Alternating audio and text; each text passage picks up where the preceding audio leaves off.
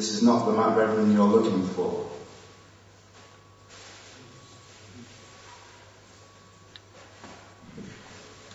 The first rule of pigeon racing: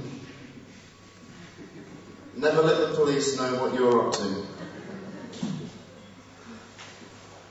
The second rule of pigeon racing: watching your grey ladies mating is not perverted. The third rule of pigeon racing: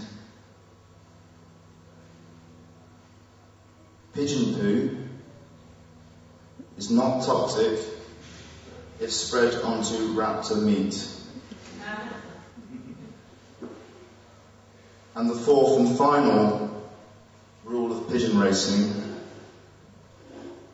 touching a pigeon's rude parts is part of the job. Deal with it. Does anyone here know about pigeon racing? Anything? Anyone? Well, neither do I. So this is basically the aim of the piece. I was really bored at work, and I was so bored I just kind of this weird stuff in my head. I texted my friend Mark, and I said in this text message, I'm so bored that I could write an imaginary gossip column for a pigeon racing magazine. That's just the kind of stuff that goes through your head when you're really bored at work. You just come up with some, it's just, you can't, imagine that stuff by force. It's these factors which cause you to go that mad that you come up with these things. And so, well, that was only a joke that I sent in that message, but about 10 minutes later, I actually ended up writing it down. I actually imagined, because what people say is they say, write about what you know. That's one of those cliche phrases. And what I've actually done here is I've written about what I don't know, which has kind of brought about a lot of interesting things about what you're going to come up with based on a subject you know nothing about. And so it's kind of crazy. I've made pigeon racers out to be sort of misogynistic perverts. And I don't know what that says about me, but extremely worrying, to be honest. Okay, it goes like this. The article's called Social Droppings. And I haven't come up with the name of who wrote it, so not yet anyway. Okay, it goes like this.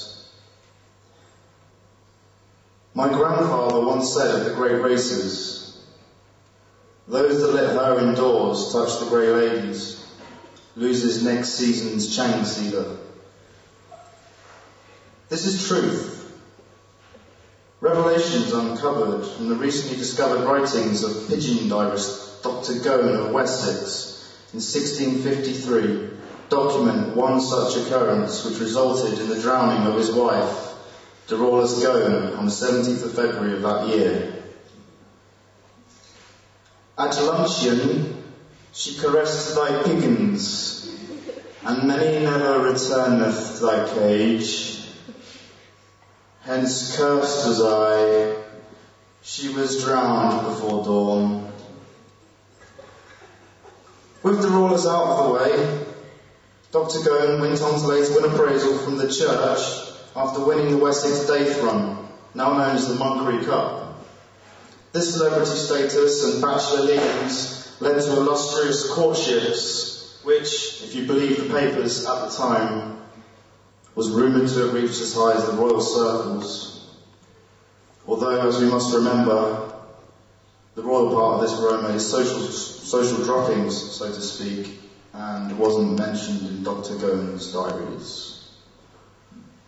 It never surfaced if grandfather's grey ladies ever fell foul to Nana's interference in his belly hanger.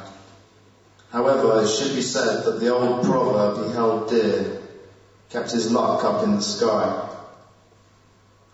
Still shining in my Wunderkammern sits 3 wreaths of Orient Chang Cedar Awards that grandfather was presented to in 1942, 43 and 71 respectively.